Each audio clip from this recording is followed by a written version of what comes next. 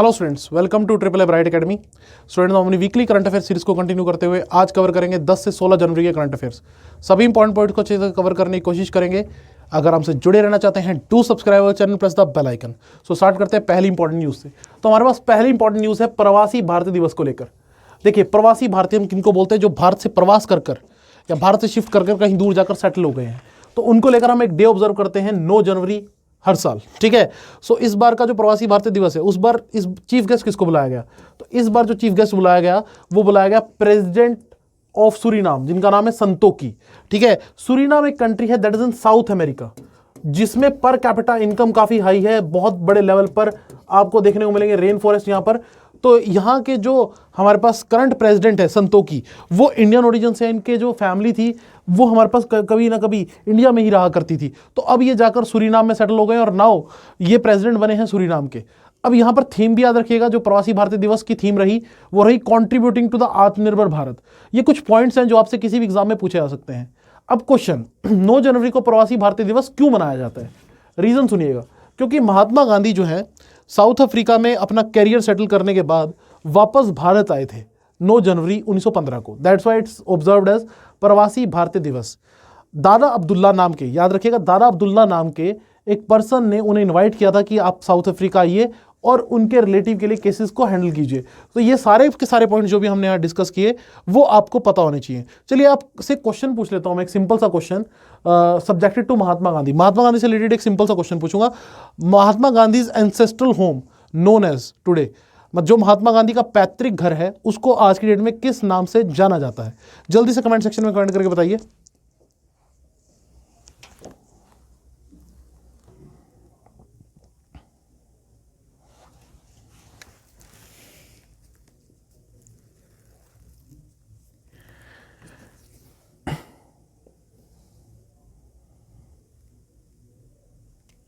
Okay, याद रखिएगा student, Mahatma Gandhi के पैतृक निवास को हम किस नाम से जानते हैं? कीर्ति मंदिर के नाम से। जी हाँ, कीर्ति मंदिर के नाम से हम महात्मा गांधी के पैतृक निवास को जानते हैं।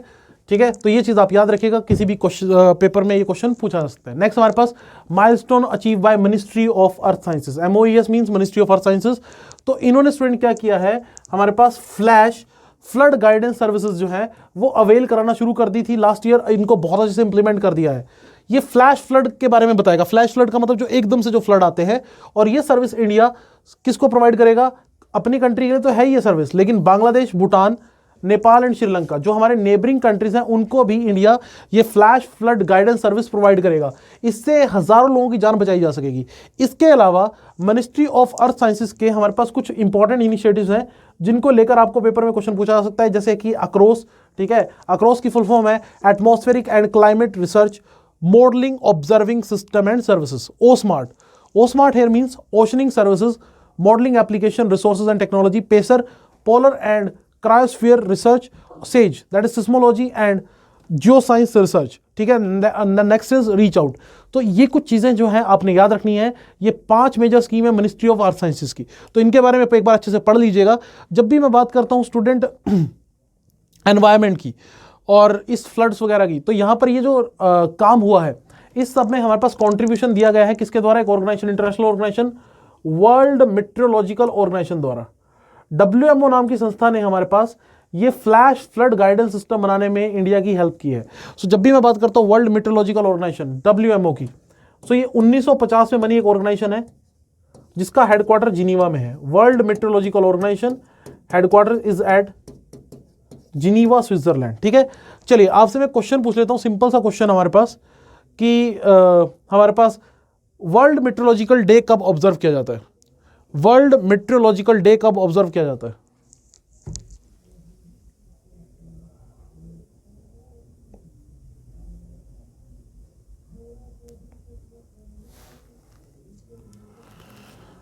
World meteorological day student observe किया जाता है 23 ऑफ मार्च को। 23 ऑफ मार्च को स्टूडेंट हम ऑब्जर्व करते हैं वर्ल्ड मेट्रोलॉजिकल डे। ठीक है। और एक चीज मैं और बताना चाहूंगा स्टूडेंट, यहां पर इंपॉर्टेंट है कि इंडिया हमेशा अपने नेबरिंग कंट्रीज की हेल्प करने के लिए आगे रहता है। आपको बता दूं कि अपनी नेबरिंग कंट्रीज की हेल्प करने के लिए इंडिया ने एक सैटेलाइट भी लॉन्च की हुई है, special satellite, that is South Asia satellite. जी हां, याद रखेंगे, पहले इस सैटेलाइट का नाम सार्क सैटेलाइट था।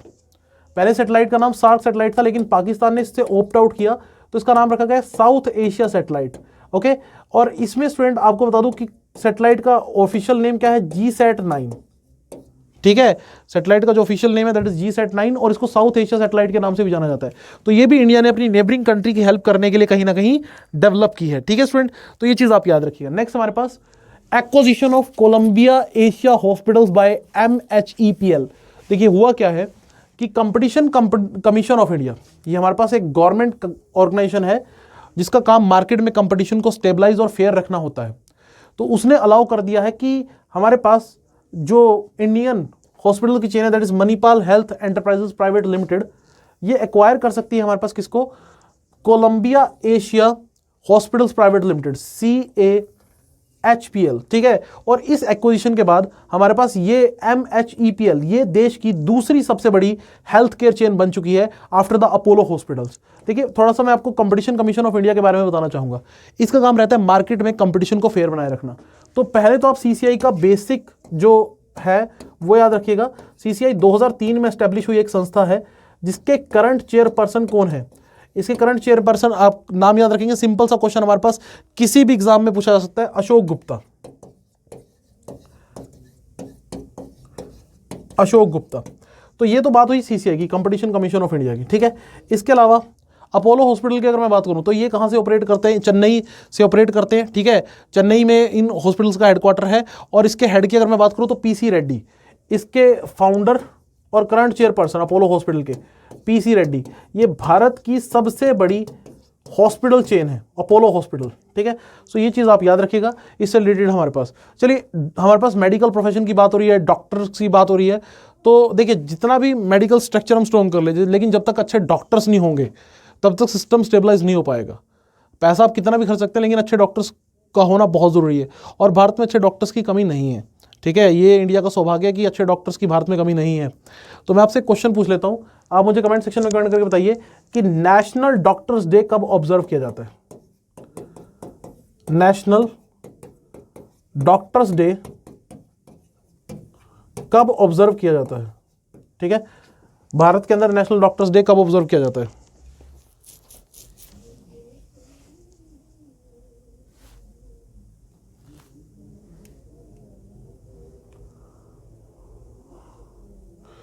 ओके स्टूडेंट्स याद रखिएगा, नेशनल डॉक्टर्स डे ऑब्जर्व किया जाता है 1 जुलाई को।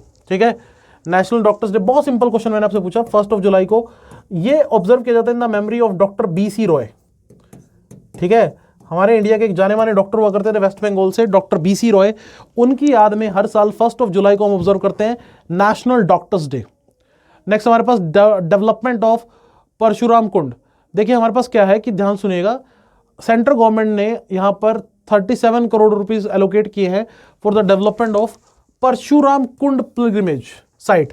अब देखिए जनरली ऐसी साइट्स आपको कहां देखने को मिलेंगी, नॉर्थ इंडिया में।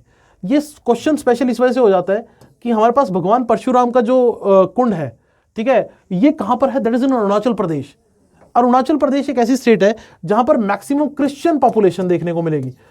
As per the 2011 census maximum यहां पर जो पॉपुलेशन है दैट इज क्रिश्चियन पॉपुलेशन, और अरुणाचल प्रदेश हमारे पास नॉर्थ ईस्ट में है। तो यहां पर अगर मैं आपसे क्वेश्चन पूछ लूं कि परशुराम कुंड भारत की कौन सी स्टेट में है, तो तुक्का लगाना बहुत मुश्किल हो जाता है। अगर मैं यहां के सीएम की बात करूं, who is the current CM of Arunachal Pradesh, Pema Khandu. ठीक है, Pema Khandu current CM of Arunachal Pradesh. ठीक है, इसके बाद आपको यह भी पता होना चाहिए कि ये जो हमारे पास कुंड डेवलप किया जा रहा है, परशुराम कुंड, भगवान परशुराम कुंड, ये लोहित रिवर के ऊपर डेवलप किया जा रहा है। लोहित रिवर एक फेमस रिवर है नॉर्थ ईस्ट की, जब भी मैं बात करूं। और परशुराम जी की अगर हम बात करें तो भगवान परशुराम, इनको एक और नाम से जाना जाता है वीर रमा। ठीक है, ये हमारे पास 6 अवतार थे विष्णु जी के। ठीक है, 6 अवतार थे विष्णु जी के। तो अब अगर मैं क्वेश्चन फॉर्मेट से स्टूडेंट यहां पर बात करूं, तो यहां पर आपको जो चीज, चलो आपसे मैं क्वेश्चन ही पूछ लेता हूं, लोहित रिवर की मैंने बात की, तो लोहित रिवर के ऊपर आपको देखने को मिलेगा नॉर्थ ईस्ट का सबसे लॉन्गेस्ट ब्रिज, नॉर्थ ईस्ट और इंडिया का सबसे लॉन्गेस्ट ब्रिज। आप उस ब्रिज का जरा नाम मुझे कमेंट सेक्शन में कमेंट करके बताइए, जो लोहित रिवर के ऊपर देखने को मिलेगा आपको, longest bridge, longest bridge on Lohit river.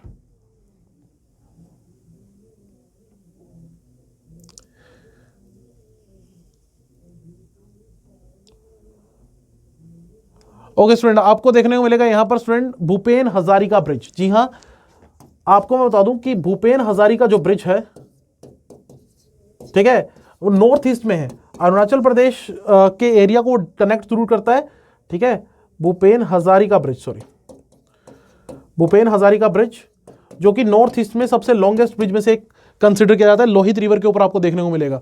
तो यहां पर आप याद रखिएगा कि सेंट्रल गवर्नमेंट ने सैंक्शन किया है 37 करोड़ रुपया for the development of Parshuram Kund pilgrimage site, जो कि हमारे पास कहां है, अरुणाचल प्रदेश में। ठीक है, चलिए जी, नेक्स्ट हमारे पास Japan commits 2113 crore loan to India. देखिए जापान ने क्या कहा है कि वो 13 बिलियन जापानीज येन। पहली बात तो आप ये याद रखिएगा, जापान की करेंसी कौन सी है, जापानीज येन, YEN। इसको चाइना के युआन से कंपेयर मत कीजिएगा। देखिए मैं आपको बता देता हूं, एक चीज क्लियर कर देता हूं, चाइना की जो करेंसी है दैट इज युआन। अगर मैं जापान की बात करूं, जापान की करेंसी है yen, so there is a difference, yen और युआन। तो यहां पर 30 बिलियन येन देने की बात की है चाइना, यहां पर जापान ने 30 बिलियन येन वो इंडिया को देगा to support India effort to provide the social assistance to the poor and vulnerable household, जिनका कोविड-19 से काफी हद तक बुरा हाल हो चुका है, उन लोगों की हेल्प करने के लिए यह पैसा जापान की तरफ से लोन के रूप में दिया जा रहा है। देखिए जापान की मैं बात करूं, जापान और इंडिया बहुत ही स्ट्रॉन्ग अलाई हैं। ठीक है, जापान और इंडिया बहुत ही स्ट्रॉन्ग अलाई हैं। और यहां पर आपको एक चीज मैं बता दूं कि इंडिया और Japan time to time military और बायलैटरल एक्सरसाइज ऑर्गेनाइज करते हैं। जैसे कि हमारी और जापान के बीच में दो एक्सरसाइज बहुत फेमस हैं, शिन्यू मैत्री और धर्म गार्डियन। तो ये याद रखिएगा, दोनों एक्सरसाइज इंडिया और जापान के बीच में कंसीडर की जाती हैं। एक और इंपॉर्टेंट मालाबार एक्सरसाइज अभी रिसेंटली हुई थी, जहां पर 4 कंट्रीज ने पार्टिसिपेट किया था, उसमें इंडिया और जापान भी शामिल थे। मालाबार एक्सरसाइज एक बहुत ही फेमस एक्सरसाइज है हमारे पास, नेवल एक्सरसाइज। अगर मैं बात करूं, जापान इंडिया का काफी क्लोज अलाई है, क्योंकि जापान के जो रिलेशन है वो चाइना के साथ खराब है और इंडिया के साथ अच्छे है, तो दुश्मन का दुश्मन दोस्त। अगर मैं आपसे यहां पे क्वेश्चन पूछना चाहूं, तो अभी के टाइम पीरियड में चाइना और जापान के बीच में एक आइलैंड को लेकर बहुत बड़ा कॉन्फ्लिक्ट है। आप मुझे जल्दी से कमेंट सेक्शन में उस आइलैंड का नाम कमेंट करके बताइए, जिस आइलैंड को लेकर, जिस टापू को लेकर कॉन्फ्लिक्ट चल रहा है, झगड़ा चल रहा है बिटवीन चाइना एंड जापान। जल्दी से कमेंट सेक्शन में कमेंट करके बताइए उस आइलैंड का नाम, जिस आइलैंड को लेकर यहां पर झगड़ा चल रहा है।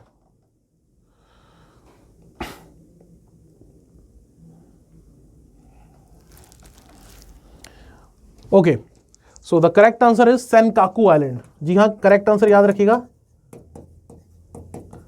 सेनकाकू आइलैंड वो आइलैंड है जिनको लेकर हमारे पास झगड़ा चल रहा है बिटवीन जापान एंड चाइना। और कहीं ना कहीं इंडिया जो है इसमें जापान का साथ दे रहा है। ठीक है, सो सेनकाकू आइलैंड जो है ये कंट्रोल जापान के ही हैं, लेकिन चाइना इनको अपने आइलैंड कंसिडर करता है।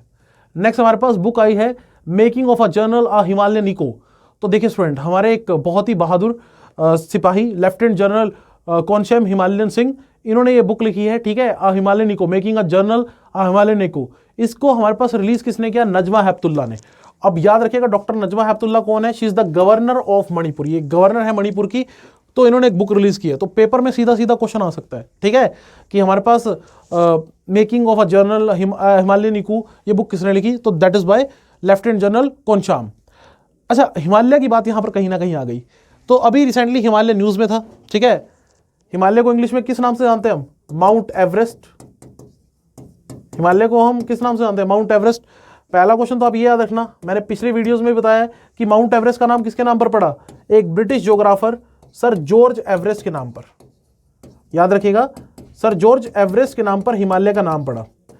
और अभी रिसेंटली हिमालय न्यूज में क्यों था, क्योंकि चाइना और नेपाल ने मिलकर एक नई हाइट हमारे पास रिलीज की है, जो माउंट एवरेस्ट की। अभी तक जो हाइट हमारे पास ऑफिशियली हाइट थी दैट इज 8848 मीटर, लेकिन अभी रिसेंटली क्या हुआ है कि हमारे पास जो नई हाइट है वो रिलीज की गई। लास्ट हाइट जो हमने कैलकुलेट की थी, इंडिया के द्वारा कैलकुलेट की गई थी, और वो हाइट कितनी बताई गई थी हमारे पास, अगर मैं बात करूं 1954 में 8848 मीटर।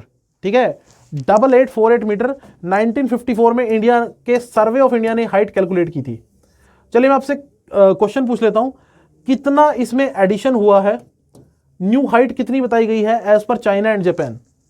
एवरेस्ट की न्यू हाइट कितनी बताई गई है चाइना और जापान के द्वारा, जल्दी से कमेंट सेक्शन में कमेंट करके बताइए, चाइना और जापान के द्वारा नई हाइट कितनी बताई गई है।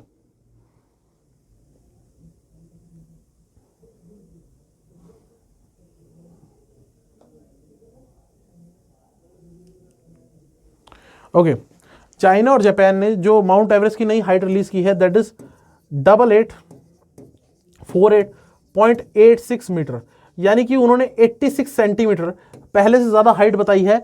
और ये आप नई हाइट याद रखेंगे क्योंकि इसको लेकर किसी भी एग्जाम में क्वेश्चन किसी तरह से पूछा जा सकता है। और नई हाइट किसने रिलीज की है हमारे पास, ये भी आपको बता दूं कि चाइना और हमारे पास किसने, नेपाल ने, चाइना और नेपाल ने मिलकर ये हाइट जो है वो रिलीज की है। चलिए जी, नेक्स्ट हमारे पास चेरी ब्लॉसम फेस्टिवल। तो आपको बता दूं कि स्टूडेंट चेरी ब्लॉसम फेस्टिवल हमारे पास हुआ रिसेंटली। चेरी ब्लॉसम फेस्टिवल कहाँ ऑब्जर्व किया गया हमारे पास, माओ कहाँ है हमारे पास, मणिपुर में। तो मणिपुर में हर साल एक फेस्टिवल ऑर्गेनाइज किया जाता है, चेरी ब्लॉसम फेस्टिवल। तो चेरी ब्लॉसम बेसिकली यहाँ पर स्पीसीज है, ठीक है, फ्लावर यहाँ पर उगते हैं, ठीक है। सीएम कौन है हमारे पास, एन बीरेन सिंह, मणिपुर के जो सीएम है एन बीरेन सिंह, ठीक है। और इन्होंने ये जो हमारे पास पूरा का पूरा चेरी ब्लॉसम फेस्टिवल उसको इनॉग्रेट किया, ठीक है। और आपको मैं स्टूडेंट बता दूं कि चेरी ब्लॉसम फ्लावर का जो हमारे पास नाम है, एक और नाम से जाना जाता है, दैट इज पुरानस सेरासॉइड्स, ठीक है। तो ये भी आप नाम याद रख लीजिएगा, किसी एग्जाम में अगर डिफिकल्ट क्वेश्चन पूछना हो तो ऐसा क्वेश्चन पूछा जा सकता है। देखिए नॉर्थ ईस्ट के फेस्टिवल इंपॉर्टेंट रहते हैं, किसी एग्जाम में क्वेश्चन आ सकता है। जैसे रिसेंटली हमने एक फेस्टिवल के बारे में बात की थी पिछले वीडियोज में, हॉर्नबिल फेस्टिवल। हॉर्नबिल फेस्टिवल हमारे पास नागालैंड में ऑब्जर्व किया जाता है। कहाँ ऑब्जर्व किया जाता है, नागालैंड में। और इसको फेस्टिवल ऑफ फेस्टिवल्स भी कहा जाता है, ये भी याद रखना। हॉर्नबिल फेस्टिवल कहाँ पर, नागालैंड में। चेरी ब्लॉसम फेस्टिवल कहाँ, मणिपुर में। ऐसे क्वेश्चंस हमारे पास पूछे जा सकते हैं सीधा सीधा स्टूडेंट, और सिंपल से क्वेश्चन ही हमारे पास रहते हैं, ठीक है।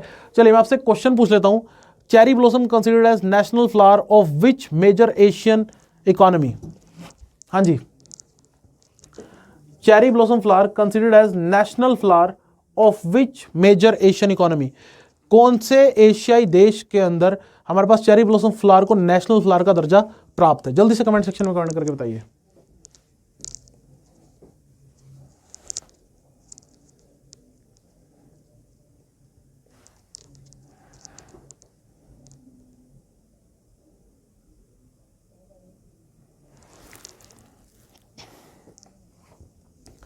ओके, तो करेक्ट आंसर है स्टूडेंट हमारे पास जापान। जी हाँ, जापान के अंदर आपको मैं बता दूं, जापान का जो नेशनल फ्लावर है वो आपको देखने को मिलेगा चेरी ब्लॉसम फ्लावर, ठीक है। नेक्स्ट हमारे पास single window clearance system for coal sector. देखिए कोल सेक्टर, उसको लेकर जितने भी इश्यूज हैं उनको क्लियर करने के लिए हमारे पास एक सिंगल विंडो क्लियरेंस सिस्टम बनाया गया है, जिसको हमारे पास रिलीज किसने किया, अमित शाह ने, ठीक है, वर्चुअली। अमित शाह हमारे पास होम मिनिस्टर है। अगर हम यहाँ पे स्टूडेंट बात करें 1973 में कोल सेक्टर जो है वो नेशनलाइज्ड हुआ। पहली बात तो ये आप याद रखेंगे, कोल सेक्टर नेशनलाइज्ड कब हुआ, 1973 में। जी हाँ, याद रखेंगे 1973। और अभी इंडिया का टारगेट देखिए स्टूडेंट, अभी इंडिया का टारगेट है $5 ट्रिलियन की इकोनॉमी बनने का 2025 तक। ये भी एक क्वेश्चन याद रखिएगा कि इंडिया का $5 ट्रिलियन इकोनॉमी बनने का सपना कब तक है, 2025। वैसे सपना बहुत मुश्किल है, ऑलमोस्ट कोविड ने तो इस चीज सपने को और झटका दे दिया है। तो यहां पर कोल सेक्टर उसमें एक बड़ा रोल प्ले करेगा, जो हमारी इकोनॉमी आगे बढ़ेगी उसमें कोल सेक्टर का एक महत्वपूर्ण योगदान रहेगा। आज भी भारत की एनर्जी का जो 55% हमारे पास हिस्सा है वो कहां से आता है, कोयले से आता है। मतलब कि हमारी इंडिया में जो भी एनर्जी कंजप्शन होती है उसमें 55% जो कंट्रीब्यूशन है that is the contribution of coal, ठीक है। और कोल को लेकर हमारे पास उसकी क्वालिटी हमारे पास मैनेज करने के लिए, क्वालिटी मॉनिटर करने के लिए सेंट्रल गवर्नमेंट ने इससे पहले एक ऐप लॉन्च की थी, उत्तम ऐप। उत्तम की फुल फॉर्म याद रखिएगा, unlocking transparency by third party assessment of mined coal. तो ये हमारे पास एक ऐप है जो कोल सेक्टर से रिलेटेड है।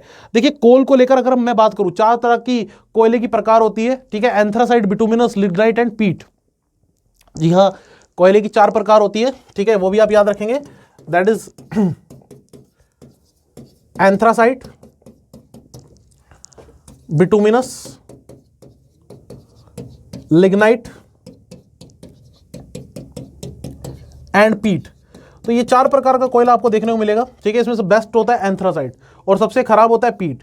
ओके, कोयले की अगर हम बात करें तो कोयला जो है भारत में इसकी माइनिंग कब शुरू हुई, जब अंग्रेज भारत में आए, ठीक है। और आज भी भारत के अंदर कोयले की माइनिंग को लेकर काफी पोटेंशियल है। कोयले के सबसे ज्यादा रिजर्व आपको कहां देखने को, मैं बात कर रहा हूं रिजर्व की, भंडार। कोयले के सबसे ज्यादा भंडार आपको देखने को मिलेंगे झारखंड में, ठीक है। झारखंड के बाद सबसे बड़े रिजर्व कहां देखने को मिलेंगे, ओडिशा में, ठीक है। ओडिशा के बाद आपको सबसे बड़े रिजर्व कहां देखने को मिलेंगे हमारे पास, अगर हम बात करें छत्तीसगढ़ में। तो कुछ इस तरह से हमारे पास सीरीज बनती है। चलिए आपसे मैं क्वेश्चन पूछ लेता हूं कोयले को लेकर, कोल को लेकर। वो क्या कि हमारे पास ईस्ट इंडिया कंपनी ने सबसे पहले माइनिंग शुरू की थी रानीगंज फील्ड में। ईस्ट इंडिया कंपनी ने सबसे पहले भारत में कोयले की माइनिंग शुरू की और रानीगंज फील्ड में। ये कौन से ईयर में कोयले की माइनिंग जो है वो स्टार्ट हुई थी? So my question is coal mining started by East India Company at Raniganj in which year by the East India company?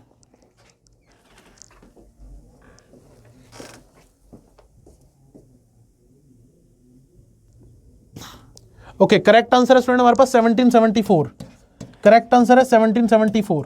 तो याद रखिएगा हमारे पास कि 1774 में हमारे पास ईस्ट इंडिया कंपनी ने हमारे पास कोल माइनिंग जो है वो स्टार्ट की थी रानीगंज कोल्ड फील्ड में। ठीक है, नेक्स्ट हमारे पास डिजिटल एवोल्यूशन स्कोर कार्ड।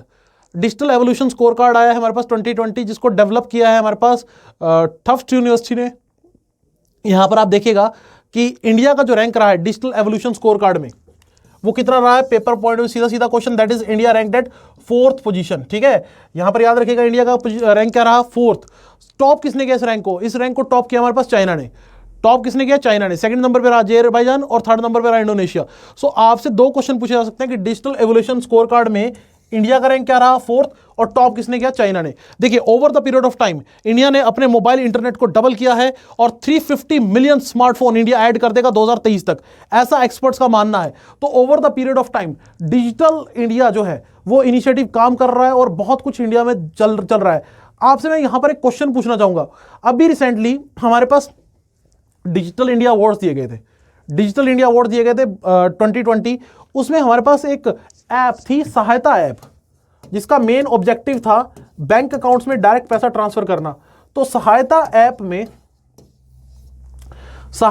यहां पर क्वेश्चन हमारे पास है कि सहायता ऐप में क्या है कि इसको अवार्ड मिला था। ये मैं आपसे क्वेश्चन पूछना चाहूंगा, ये ऐप हमारे पास कौन सी स्टेट की ऐप है? जल्दी से कमेंट सेक्शन में कमेंट करके बताइए। जिसके थ्रू लोगों के बैंक में ऑनलाइन पैसा ट्रांसफर होता है, ये किस स्टेट के द्वारा बनाई गई ऐप थी जिसको अवार्ड दिया गया था during the digital India awards 2020?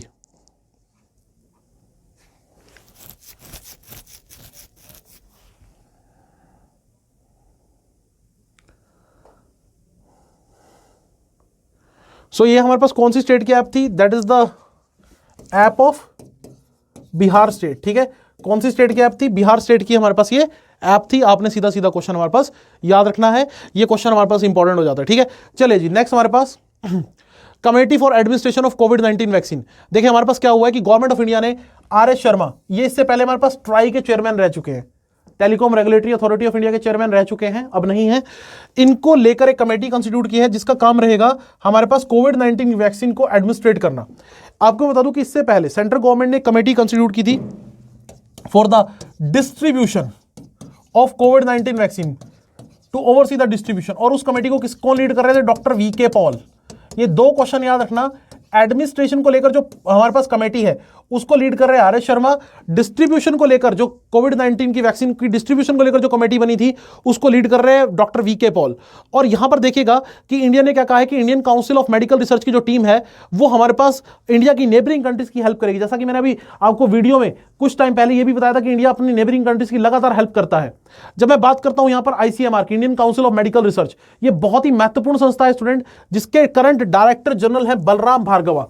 During the covid time period इसका काम बहुत इंपॉर्टेंट हो चुका है। सो इसके डायरेक्टर जनरल कौन है? नाम याद रखिएगा, बलराम भार्गव। चले जी, एक चीज मैं और यहां पर आपको बता दूं कि इस सब में कोविड-19 की वैक्सीन बनाने में एक इंस्टीट्यूट का बहुत अहम योगदान रहा, that is national institute of virology. इस इंस्टीट्यूट को भूल मत जाना स्टूडेंट, बहुत इंपॉर्टेंट है। नेशनल इंस्टीट्यूट ऑफ वायरोलॉजी, ये वही इंस्टीट्यूट है जिसने वायरस को एक्सट्रैक्ट कर दिया ताकि जो बाकी फार्मास्यूटिकल कंपनीज है भारत में कोविड-19 के वायरस के ऊपर रिसर्च कर सके। ये नेशनल इंस्टीट्यूट ऑफ वायरोलॉजी कहां है? That is in Pune. National institute of virology हमारे पास कहां है? पुणे में है।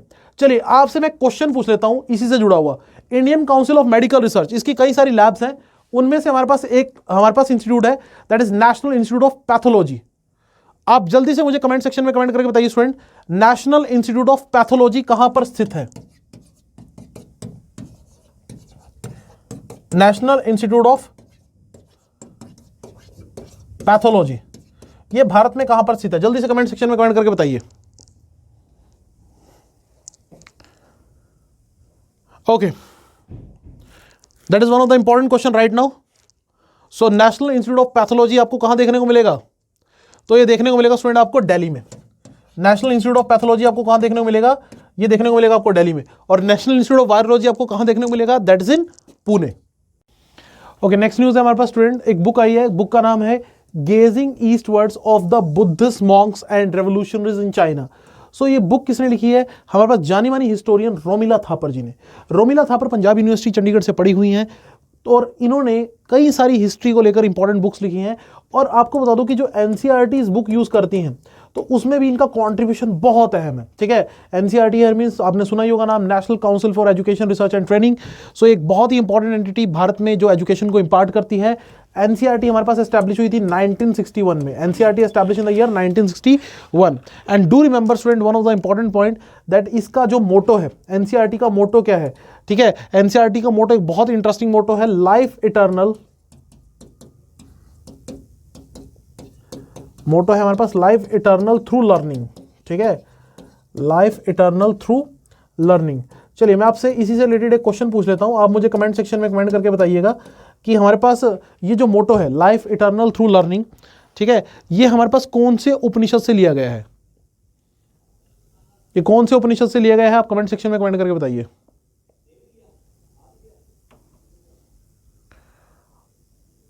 सो that is student taken from Isha Upanishad. ठीक है, ये कहां से लिया गया है? ईशा उपनिषद से। ईशा उपनिषद से हमारे पास लिया गया। जैसे टेक द एग्जांपल, आपने बहुत इंटरेस्टिंग चीज सुनी होगी, ट्रुथ अलाइन ट्रायम्फ, सत्यमेव जयते। ठीक है, ये कहां से लिया गया? मुंडका उपनिषद से। ठीक है, सत्यमेव जयते, ट्रुथ अलोन ट्रायम्फ कहां से लिया गया? मुंडका उपनिषद से। लाइकवाइज हमारे पास जो लाइफ इटर्नल थ्रू लर्निंग जो बहुत से स्कूल्स और कॉलेजेस में आपको देखने को मिलेगी लाइन, ये कहां से लिया गया? That is from Isha Upanishad. Next हमारे पास वर्ल्ड हिंदी डे। तो हिंदी जो कि हमारी एक ऑफिशियल लैंग्वेज है, ठीक है, तो उसको लेकर यहाँ पर एक डे ऑब्जर्व किया गया, वर्ल्ड हिंदी डे। कब ऑब्जर्व किया गया? 10 जनवरी को। डेट याद रखिएगा, 10 जनवरी, जिसको हम विश्व हिंदी दिवस के रूप में भी जानते हैं। ये क्यों ऑब्जर्व किया जाता है? ये हमारे पास ऑब्जर्व किया जाता है इन the memory of world Hindi conference, जो कि पहली बार नागपुर में हुई थी 1975 में। तो 2006 से हम ये डे ऑब्जर्व कर रहे हैं। जब मैं हिंदी की बात कर रहा हूं तो ऑफिशियल लैंग्वेज है, लेकिन हिंदी अकेली ऑफिशियल लैंग्वेज नहीं है। भारत में कुल 22 ऑफिशियल लैंग्वेजेस हैं। कितनी ऑफिशियल लैंग्वेजेस है? There are 22 official languages in India and they are mention in the 8th schedule of the constitution. संविधान के कौन शेड्यूल में मेंशन है? 8th शेड्यूल में। चलिए आपसे मैं क्वेश्चन पूछ लेता हूं, अगर आप इंडियन कॉन्स्टिट्यूशन को पढ़ेंगे तो वहां पर कहा गया है कि it is the duty of the union to promote Hindi language. तो कौन से आर्टिकल के तहत ये कहा गया? आप जल्दी से कमेंट सेक्शन में कमेंट करके बताइए, under which article it is the duty of the union to promote Hindi language?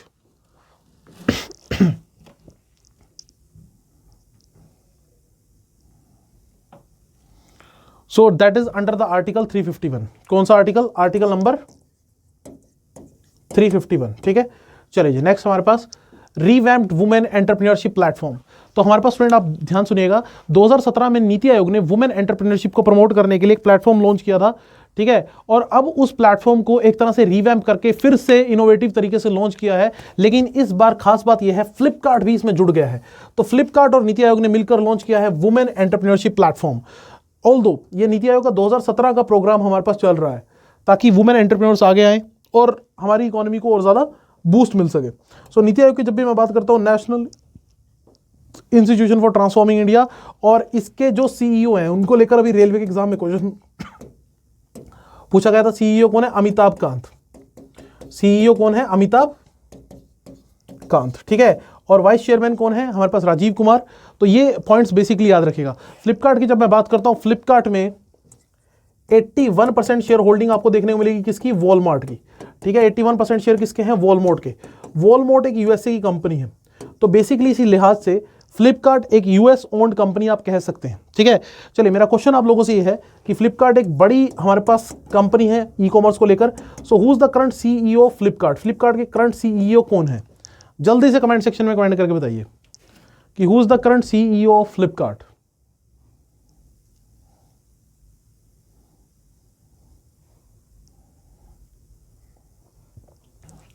Okay, so here is the correct answer. Correct answer है कल्याण कृष्ण मूर्ति। ठीक है, Kalyan Krishna Murthy, he is the current CEO of Flipkart. ठीक है, चलिए जी, नेक्स्ट हमारे पास नेक्स्ट न्यूज़ की तरफ आगे बढ़ते हैं। Management effectiveness evaluation of national park and wildlife sanctuaries. तो वाइल्ड लाइफ सेंचुरीज और नेशनल पार्क को लेकर हमारे पास एक रिपोर्ट रिलीज की गई बाय द प्रकाश जावड़ेकर। प्रकाश जावड़ेकर कौन है? Minister of environment, forest and climate change. So यहां पर कुल 146 नेशनल पार्क और वाइल्ड लाइफ सेंचुरीज को लेकर एक रिपोर्ट आई है, जिसमें ग्रेट हिमालयन नेशनल पार्क और तीर्थन वाइल्ड लाइफ सेंचुरी, जो कि हिमाचल प्रदेश में आपको देखने को मिलेंगे, बेस्ट मैनेजमेंट इन्होंने शो की है। इसके अलावा कुछ टॉप रैंक और नेशनल पार्क हमारे पास वाइल्ड लाइफ सेंचुरीज भी हैं, इनके नाम भी आप एक बार देख लीजिए, जिसमें हमारे पास जलदपरा नेशनल पार्क है, रायगंज वाइल्ड लाइफ सेंचुरी है और सैंज वाइल्ड लाइफ सेंचुरी है। तो इनकी स्टेट्स को लेकर आपसे बेसिकली क्वेश्चन पूछा जा सकता है। अगर मैं नेशनल पार्क की बात करूं स्टूडेंट, तो भारत के कई सारे नेशनल पार्क वर्ल्ड फेमस है, लेकिन एरिया वाइज अगर हम एक क्वेश्चन टैकल करें तो हमारे पास जो हेमिस नेशनल पार्क है, हेमिस नेशनल पार्क भारत का सबसे बड़ा नेशनल पार्क है, जो कि आपको देखने को मिलेगा लद्दाख में। ओके, इसके अलावा अगर मैं बात करूं वाइल्ड लाइफ सेंचुरीज की, तो रन ऑफ कच्छ, ठीक है, run of Kutch wild life sanctuary Bharat की सबसे बड़ी वाइल्ड लाइफ सेंचुरी है, जो कि आपको कहां देखने को मिलेगी? दैट इज इन गुजरात। आपसे मेरा क्वेश्चन यह है कि इंडिया का स्मॉलेस्ट नेशनल पार्क कौन सा है? जल्दी से कमेंट सेक्शन में कमेंट करके बताइए, smallest national park in India. Name the smallest national park in India.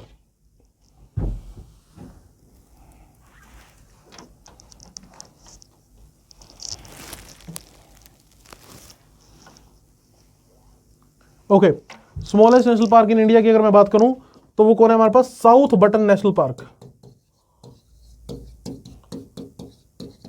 South button national park, ठीक है, जो कि हमारे पास कहां देखने को मिलेगा आपको? अंडमान में। ठीक है, south button national park. Next हमारे पास वन प्लैनेट समिट 2021। तो यहां पर स्टूडेंट ध्यान सुनिएगा, वन प्लैनेट समिट 2021 यहां पर हुआ है रिसेंटली, और किसने ये ऑर्गेनाइज किया? फ्रांस ने, यूनाइटेड नेशन और वर्ल्ड बैंक ने। बेसिकली ये जो समिट है एक तरह से प्रिपरेशन है किसकी? COP26 की। अब ये COP26 क्या है ये भी मैं बताता हूं आपको, लेकिन इस पूरे समिट में एक तो आपने थीम याद रखनी है। वन प्लैनेट समिट की जो थीम रही वो रही let's act together for nature, और यहां पर कुछ बहुत बड़े हाई प्रोफाइल लोगों ने पार्टिसिपेट किया, जैसे कि यूनाइटेड नेशन के सेक्रेटरी जनरल जो कि एंटोनियो ग्यूटरस, फ्रांस के प्रेसिडेंट है हमारे पास एमेनुएल मैक्रोन, और प्रेसिडेंट है वर्ल्ड बैंक के डेविड मालपास। अब ये मैं आपको बताना चाहूंगा COP26 की प्रिपरेशन क्या है। 2021 में क्लाइमेट चेंज को लेकर जो सबसे बड़ी मीटिंग होनी है उसका नाम है कॉन्फ्रेंस ऑफ पार्टीज 26। पहला क्वेश्चन, ये COP26 कहां होगी? सो याद रखिएगा, that is scheduled to be held at Glasgow. अब ग्लासगो कहां है? That is in Scotland. Glasgow कहां है? स्कॉटलैंड में। और यहां पर आलोक शर्मा इसके प्रेसिडेंट रहेंगे। डू रिमेंबर दैट, COP26 के प्रेसिडेंट कौन रहेंगे? आलोक शर्मा, एक इंडियन ओरिजिन से पर्सन है, तो इनसे रिलेटेड भी क्वेश्चन आपसे पूछा जा सकता है। ठीक है, सो ये सारे पॉइंट्स जो हैं बहुत इंपॉर्टेंट, सारे पॉइंट्स आप याद रखेंगे। नेक्स्ट हमारे पास नासा ऐप डेवलपमेंट चैलेंज। तो देखिए, नासा एक बहुत ही एम्बिशियस मिशन लेकर चल रही है, जिसमें वो मून के सरफेस को एक्सप्लोर करेंगे। नासा एटमिस मिशन, जिसमें हमारे पास मून के सरफेस पे ह्यूमंस को फिर से लैंड कराया जाएगा एक बहुत समय बाद, कई दशकों बाद, और इसमें एक वुमेन को भी अपने मिशन में इंक्लूड करेंगे। ये बड़ी खास बात रहेगी, 2024 तक मिशन एग्जीक्यूट करना है। तो इसी को लेकर एक ऐप डेवलपमेंट चैलेंज था, जिसमें एक इंडियन चाइल्ड ने परफॉर्मेंस दी, आर्यन जैन। इनको यहां पर विनिंग टीम में शामिल किया गया है नासा की। तो ये अपने आप में एक इंपॉर्टेंट पाथ है, लेकिन इंपॉर्टेंट क्वेश्चन मेरे पास आर्टेमिस को लेकर बनता है। तो आर्टेमिस मिशन जो है वो हमारे पास किसका मिशन है? नासा का मिशन है, जिसमें मून के सरफेस पे ह्यूमंस को लैंड कराएंगे। तो अपने आप में बहुत हिस्टोरिक चीज होने जा रही है। देखिए, सबसे पहले मून के सरफेस पे जो ह्यूमंस लैंड हुए थे, अपोलो 11, तो हमारे पास दो जो साइंटिस्ट थे नासा के, बज एल्ड्रिन और Neil Armstrong. Neil Armstrong first to step on the surface of moon.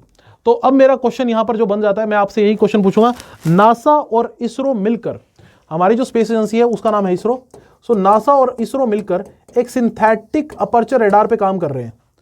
आप उस प्रोजेक्ट का नाम बताइए। नासा इसरो का जो ज्वाइंट प्रोजेक्ट है, जिसमें वो सिंथेटिक अपर्चर रेडार को लेकर काम कर रहे हैं।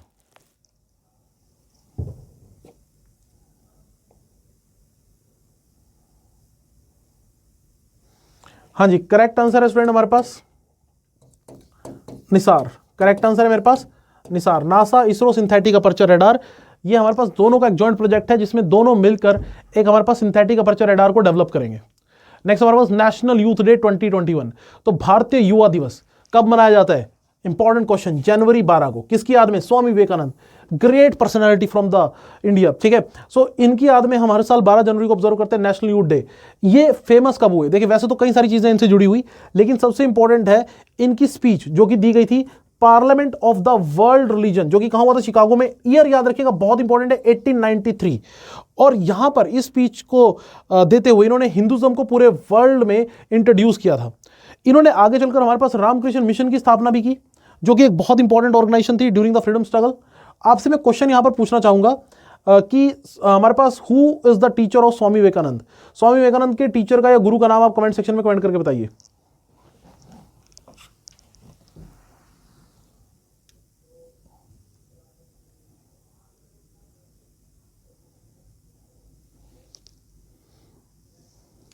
ओके, बिल्कुल सिंपल सा क्वेश्चन था। करेक्ट आंसर है रामकृष्ण परमहंस। अगर आप थोड़ा सा यहां से अंदाजा लगा लें तो आपको यहीं से काफी हद तक चीजें क्लियर हो जाएंगी। तो करेक्ट आंसर है हमारे पास रामकृष्ण परमहंस। तो उन्हीं के नाम पर इन्होंने इस ऑर्गेनाइजेशन की स्थापना जो है वो की, ठीक है। नेक्स्ट हमारे पास प्रधानमंत्री फसल बीमा योजना कंप्लीट 5 इयर्स ऑफ ऑपरेशन। सो हमारे पास एग्रीकल्चर इंश्योरेंस फार्मर्स के लिए एक स्कीम शुरू की गई थी 5 साल पहले। तो अब इस स्कीम को 5 साल पूरे हो गए। तो यहां पर एक तो फुल फॉर्म याद रखिएगा, PMFBY की फुल फॉर्म है प्रधानमंत्री फसल बीमा योजना। और एक चीज मैं और बता दूं, किसानों को लेकर जो सबसे बड़ी स्कीम अभी राइट नाउ गवर्नमेंट की चल रही है, दैट इज PM किसान। PM किसान की फुल फॉर्म याद रखिएगा, प्रधानमंत्री किसान सम्मान निधि, जिसके तहत हर फार्मर को 6,000 रुपए दिए जाते हैं सालाना, ठीक है, 6,000 रुपीज पर ईयर। और यहां पर आप देखिएगा कि इसमें हमारे पास आपको जो इंपॉर्टेंट चीज देखने को मिलेगी कि पेपर पॉइंट से कि अभी तक 90,000 करोड़ रुपए इस स्कीम के तहत डिसबर्स हो चुके हैं। किस स्कीम के तहत? प्रधानमंत्री फसल बीमा योजना के तहत। तो पेपर पॉइंट से मेरे लिए इंपॉर्टेंट हो जाता है कितना पैसा डिसबर्स हुआ और यहां पर इसकी फुल फॉर्म, ठीक है। चलिए, अगर मैं क्वेश्चन पॉइंट ऑफ व्यू से बात करूं तो आपको यह भी याद रखना है कि ये जो इंश्योरेंस प्रोवाइड करने का काम होता है फसल को, एग्रीकल्चर को लेकर, तो ये ऑर्गेनाइजेशन कौन सी ऑर्गेनाइजेशन यहां पर काम करती है? तो ये आप याद रखिएगा। अगर मैं यहां पर बात करूं, यहां पर काम करती है हमारे पास एग्रीकल्चर इंश्योरेंस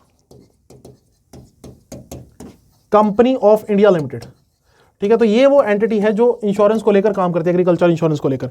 तो मेरा क्वेश्चन आपको यहीं से है कि आप इस ऑर्गेनाइजेशन के MD का नाम मुझे जल्दी से कमेंट सेक्शन में कमेंट करके बताइए कि agriculture insurance company of India के MD कौन है, मैनेजिंग डायरेक्टर कौन है? Who is the current managing director of agriculture insurance company of India?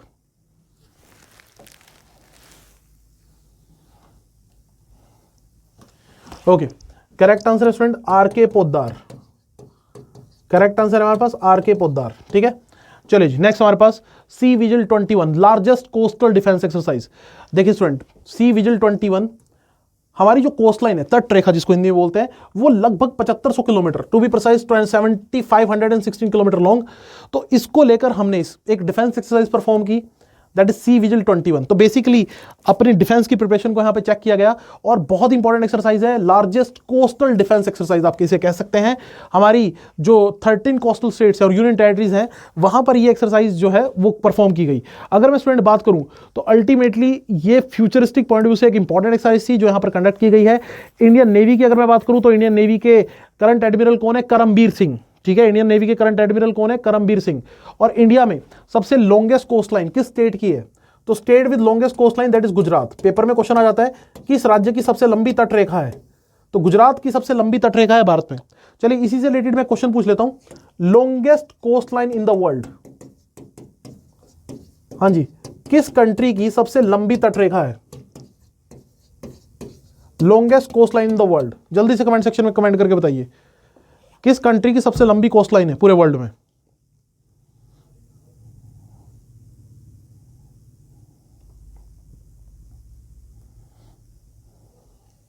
Okay, तो करेक्ट आंसर स्टूडेंट मैं आपको बता दूं, करेक्ट आंसर है हमारे पास कनाडा, ठीक है। कनाडा की सबसे लॉन्गेस्ट कोस्ट लाइन है पूरे विश्व में, ये आप याद रखिएगा। एक इंपॉर्टेंट क्वेश्चन बन जाता है हमारे पास ज्योग्राफी से। नेक्स्ट हमारे पास इंडिया फर्स्ट फायर पार्क। देखिए लोगों को हमारे पास फायर सेफ्टी के रूल्स को लेकर अवगत कराने के लिए नवीन पटनायक, कौन है Naveen Patnaik? He is the chief minister of Odisha from BJD party. BJD here means Biju Janata Dal, ठीक है, नॉट बीजेपी, इट्स BJD। तो इन्होंने भुवनेश्वर ओडिशा में इंडिया का पहला फायर पार्क जो है वो इनोग्रेट किया है। तो सीधा सीधा क्वेश्चन, भारत का पहला फायर पार्क कहां इनोग्रेट हुआ है? भुवनेश्वर ओडिशा में। और इसी के साथ साथ इन्होंने अग्निशमन सेवा भी लॉन्च की है लोगों को अवेयर करने के लिए। मेरा क्वेश्चन आप लोगों से सीधा सीधा है, आप मुझे कमेंट सेक्शन में कमेंट करके बताइए कि हमारे पास जो ये फायर एक्सटिंग्विशर्स होते हैं इनमें जनरली कौन सी गैस का यूज किया जाता है? फायर एक्सटिंग्विशर्स में आग बुझाने के लिए जनरली कौन सी गैस का यूज किया जाता है? आप कमेंट सेक्शन में कमेंट करके बताइए।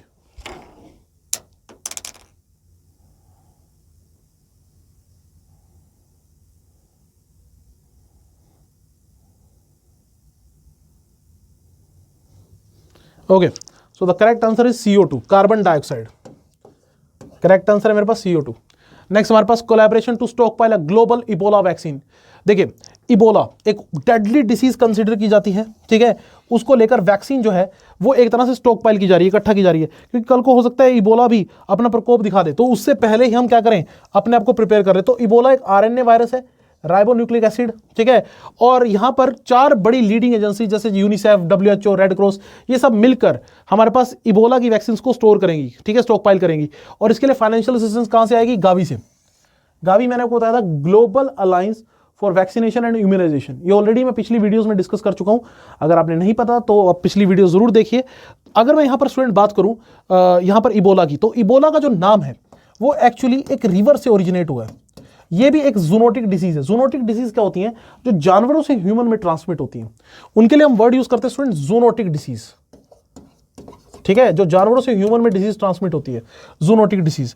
तो इबोला का नाम कहां से आया वायरस का? सो इबोला एक्चुअली एक रिवर का नाम है।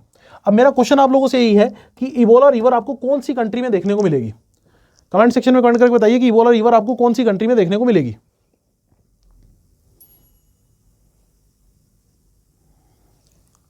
ओके, करेक्ट आंसर है इबोला रिवर आपको देखने को मिलेगी DRC, democratic Republic of Congo, ठीक है, कहां देखने को मिलेगी? In the democratic Republic of Congo. Next news हमारे पास, टेस्ला ने एक अच्छी खबर, टेस्ला ना जो वर्ल्ड की सबसे लीडिंग ऑटोमोबाइल कंपनी है राइट नाउ, जो इलेक्ट्रिक व्हीकल्स बनाती है, उसने अपनी एक सब्सिडरी बेंगलुरु में रजिस्टर्ड की है, तो Tesla India Motors energy private limited के नाम से। तो ये आने वाले टाइम में धारवाड़ कर्नाटक से प्रोडक्शन करने का प्लान भी बना रही है, इलेक्ट्रिक कार्स की मैन्युफैक्चरिंग भारत में। एक बहुत पुराना सपना हमारी गवर्नमेंट का। इलेक्ट्रिक व्हीकल्स को प्रमोट करने के लिए भारत में एक स्कीम ऑन गोइंग है, फेम स्कीम, फुल फॉर्म याद रखेंगे, faster adoption and manufacturing of electric vehicles. मैं फिर से रिपीट कर देता हूं, सेंट्रल गवर्नमेंट का टारगेट इलेक्ट्रिक व्हीकल्स की प्रोडक्शन भारत में बढ़ाना, उसके लिए एक स्कीम चल रही है फेम। फेम की फुल फॉर्म है faster adoption and manufacturing of electric vehicles. और अभी आपको बता दूं कि इलेक्ट्रिक व्हीकल्स की मैन्युफैक्चरिंग ज्यादा हो, उसके लिए लिथियम आयन बैटरी की रिक्वायरमेंट होगी, और उसके लिए हमने लिथियम की एक रिफाइनरी लगाई है गुजरात में। ये भी आप याद रखेंगे, लिथियम की जो फर्स्ट रिफाइनरी भारत में लगेगी वो कहां लगेगी? गुजरात में। चलिए आपसे मैं क्वेश्चन पूछ लेता हूं, हमारे पास लिथियम की कंटिन्यूस सप्लाई बनाए रखने के लिए और इस जैसे मिनरल्स की सप्लाई बनाए रखने के लिए गवर्नमेंट ने एक ऑर्गेनाइजेशन की एस्टैब्लिशमेंट की है काबिल के नाम से। What is the full form of काबिल? जल्दी से कमेंट सेक्शन में कमेंट करके बताइए कि मिनरल्स की सप्लाई के लिए हमारी गवर्नमेंट ने एक इनिशिएटिव लिया है काबिल नाम से, ठीक है। सो काबिल की फुल फॉर्म क्या है?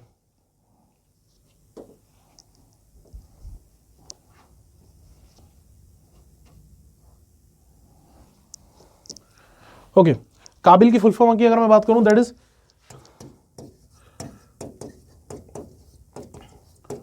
खनिज विदेश इंडिया लिमिटेड, ठीक है, खनिज विदेश इंडिया लिमिटेड। सो हारून ग्लोबल 500। नेक्स्ट हमारे पास 500 मोस्ट वैल्यूएबल कंपनीज की एक लिस्ट आई है पूरे विश्व की, तो उसमें देखिए सबसे टॉप पे कौन सी कंट्री रही? अगर मैं बात करूं टॉप पे हमारे पास रहा USA। इंडिया का रैंक इसमें क्या रहा? 10th, ठीक है, इंडिया का रैंक रहा इसमें 10th। लेकिन आपको यह भी याद रखना पड़ेगा वर्ल्ड की टॉप मोस्ट कंपनी कौन सी रही, तो दैट इज एप्पल। इसकी मार्केट वैल्यू है $2.1 ट्रिलियन, एक बहुत ह्यूज अमाउंट, क्योंकि अगर आप इसे इंडियन इकोनॉमी से कंपेयर करें, इंडिया की इकोनॉमी $2.6 ट्रिलियन की है, तो आप देख सकते हैं उस लिहाज से कितनी बड़ी वैल्यू है। सेकंड नंबर पे हमारे पास रही माइक्रोसॉफ्ट और थर्ड नंबर पे अमेजॉन। ओके, अगर मैं इंडियन कंपनीज की बात करूं तो इंडियन कंपनीज में रिलायंस इंडस्ट्रीज ने टॉप पोजीशन अटेन की with a market value of $168 billion. तो बेसिकली आप ये याद रखेंगे इंडियन कंपनी कौन सी टॉप पे रही और वर्ल्ड वाइड कौन सी कंपनी ने टॉप किया। सीधा सीधा क्वेश्चन हमारे पास यहां से पूछा जा सकता है। ओके, नेक्स्ट एक अच्छी खबर डिफेंस से, फाइनली एक गुड खबर। तो आत्मनिर्भर भारत के तहत हमारे पास क्या है कि 83 तेजस एयरक्राफ्ट खरीदे जाएंगे इंडियन एयरफोर्स के लिए from HAL। HAL means Hindustan aeronautics limited, और LCA का मतलब होता है लाइट कॉम्बैट एयरक्राफ्ट, हल्का लड़ाकू विमान। तो बेसिकली यहां पर 83 प्लेन्स खरीदने की योजना है, जिसमें 73 LCA तेजस MK1, ये MK1 एक वेरिएंट है, टाइप होता है, तेजस का एक टाइप है, और इसमें 10 ट्रेनर एयरक्राफ्ट खरीदे जाएंगे, टोटल 83 एयरक्राफ्ट। इसके लिए टोटल कितना पैसा खर्च किया जाएगा? 45,696 करोड़। अपने आप में एक बहुत बड़ी डील। HAL की जब मैं बात करता हूं स्टूडेंट, एक अच्छी खबर यह है कि HAL गवर्नमेंट कंपनी है जिसका हेडक्वार्टर बेंगलुरु में है। तो एक अच्छी चीज है कि हम फॉरेन कंट्री से प्लेन ना खरीद कर इंडिया में ही मैन्युफैक्चर कर रहे हैं। और इसके करंट हेड कौन है? आर माधवन। याद रखिएगा, HAL के करंट हेड कौन है? आर माधवन। सीधा सीधा question exam point of view से। तो अब देखिए, हमारे पास सबसे जो कमी चल रही थी इंडियन एयरफोर्स के पास, एक हल्के लड़ाकू विमान को लेकर बहुत टाइम से कमी चल रही थी। इस कमी को पूरा करेगा जहां तक उम्मीद की जा रही है हमारे पास ये इंडियन एयरफोर्स का LCA तेजस, ठीक है, लाइट कॉम्बैट एयरक्राफ्ट, LCA तेजस। क्योंकि पाकिस्तान जो है वो ऑलरेडी हमारे पास लाइट कॉम्बैट एयरक्राफ्ट विमान का यूज कर रहा है, जो पाकिस्तान ने चाइना के साथ मिलकर बनाया है। मेरा क्वेश्चन आप लोगों से वही है कि पाकिस्तान और चाइना ने कौन सा लाइट कॉम्बैट एयरक्राफ्ट बनाया है जिसको पाकिस्तान एयरफोर्स एक्सटेंसिवली यूज करती है? सबसे ज्यादा पाकिस्तान एयरफोर्स के पास वही प्लेन है। आप जल्दी से कमेंट सेक्शन में कमेंट करके बताइए कि पाकिस्तान और चाइना ने मिलकर कौन सा लाइट कॉम्बैट एयरक्राफ्ट बनाया हुआ है। ओके, सो करेक्ट आंसर है हमारे पास JF-17। JF-17 ये पाकिस्तान और चाइना ने जॉइंटली डेवलप किया है। ये हमारे पास फाइटर प्लेन, और काफी हद तक ये मैंने इसलिए क्वेश्चन यहां से पे पूछा क्योंकि JF-17 का कंपैरिजन हमारे पास LCA तेजस से ही किया जाता है। नेक्स्ट हमारे पास वर्ल्ड मोस्ट पावरफुल पासपोर्ट 2021। सो हेनले पासपोर्ट इंडेक्स ने रिपोर्ट रिलीज की और इंडिया का रैंक उसमें क्या रहा? पासपोर्ट रैंकिंग में 85th। अब ये किस बेसिस पे दिया जाता है? इंडिया का स्कोर रहा 58। 58 का मतलब क्या है? इसका मतलब यह है कि इंडियंस को 58 कंट्री में हमारे पास ऑन अराइवल वीजा मिल जाएगा। जैसे ही हम वहां पहुंचेंगे वीजा मिल जाएगा। लेकिन अगर आप जापानीज हैं और आपका जापानीज पासपोर्ट है तो आपको 191 कंट्रीज वीजा ऑन अराइवल की फैसिलिटी देती है। तो आप देखिएगा कितना बिग डिफरेंस है, ठीक है। सो इसी वजह से जापान टॉप पे है और इंडिया 85th पोजीशन पे है। तो पेपर पॉइंट से अगर मैं बात करूं, 2 ही क्वेश्चन पूछे जाएंगे, या तो आपसे टॉप पोजीशन पूछ ली जाएगी जो कि जापान है, या आपसे इंडिया का रैंक पूछ लिया जाएगा जो कि 85th। इसमें और कोई डिफिकल्ट क्वेश्चन के आने की पॉसिबिलिटी कम है। नेक्स्ट हमारे पास RBI forms working group to examine the lending transactions. देखिए आज की डेट में डिजिटल लैंडिंग, ऑनलाइन जो लोन दिए जाते हैं वो उसका नंबर बहुत बढ़ गया है। तो RBI ने उसके ऊपर नजर रखने के लिए 6 मेंबर्स की एक टीम हमारे पास एस्टैब्लिश कर दी है। इस टीम को लीड कौन करेंगे? जयंत कुमार दास, जो कि एग्जीक्यूटिव डायरेक्टर हैं RBI के। That is the important point, आपको याद रखना पड़ेगा। Who is the current executive director of RBI? That is Jayant Kumar Das. अगर क्योंकि गवर्नर की बात करें, गवर्नर तो आइए सब लोगों को पता ही है। गवर्नर कौन है? शक्तिकांता दास। गवर्नर तो बहुत आसान है। Who is the current governor? Shaktikanta Das, ठीक है। अगर मैं यहां पर थोड़ा सा बात करूं RBI की, तो RBI बैंकिंग सेक्टर को कंट्रोल करता है, हेडक्वार्टर मुंबई में है, और हमारे पास कब से काम कर रहा है? 1 अप्रैल 1935 से, जब से ये एस्टैब्लिश हुआ है, ठीक है। 1 अप्रैल 1935 को RBI एस्टैब्लिश हुआ था। चलिए आपसे मैं क्वेश्चन पूछ लेता हूं, who is the current chief financial officer of RBI? RBI के अंदर चीफ फाइनेंशियल ऑफिसर का काम कौन कर रहा है right now? Who is the current chief financial officer of RBI?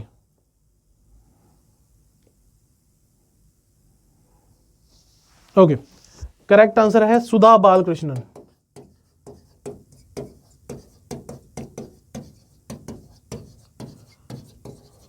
Correct answer है सुधा बालकृष्णन। नेक्स्ट हमारे पास India first indigenous machine pistol Asmi. एक बहुत ही अच्छी खबर। देखिए DRDO की एक फैसिलिटी है हमारे पास जिसका नाम है armament research and development establishment, जो कि कहां है? पुणे में। तो यहां पर हमारे एक होनहार ऑफिसर लेफ्टिनेंट कर्नल प्रसाद बंसोद ने एक हमारे पास मशीन पिस्टल को डिजाइन किया जिसकी मैन्युफैक्चरिंग ADRA पुणे ने की है। तो नाम याद रखिएगा, सबसे इंपॉर्टेंट तो नाम है। फिर दूसरा क्वेश्चन किसने डिजाइन की? तो लेफ्टिनेंट कर्नल प्रसाद बंसोद। दूसरा क्वेश्चन हमारे पास ये हो गया। और तीसरा क्वेश्चन, इसकी मैन्युफैक्चरिंग कहां पे हो रही है? Armament research and development establishment Pune में। तो इसके अंदर पोटेंशियल स्टूडेंट, इस राइफल को हम एक्सपोर्ट तक कर सकते हैं। तो अपने आप में इस पिस्टल को हम एक्सपोर्ट तक कर सकते हैं। और अभी हमारा ऑब्जेक्टिव क्या चल रहा है कि इंडियन आर्मी और आर्म्ड फोर्सेस को हम एक एडवांस राइफल प्रोवाइड कर सकें। तो इसीलिए एक नई राइफल, 2 नई बेसिकली राइफल्स की मैन्युफैक्चरिंग की बात चल रही है भारत में। उन राइफल्स का नाम है एरैड एंड कार्मल। अब मेरा क्वेश्चन आप लोगों से यह है कि एरैड और कार्मल जो राइफल है उसको बनाने का काम हमारे पास इंडिया कर रहा है, लेकिन किस कंट्री के साथ मिलकर? एरैड और कार्मल राइफल्स का निर्माण भारत में होगा, लेकिन इस सब में कौन सी कंट्री इंडिया की हेल्प करेगी?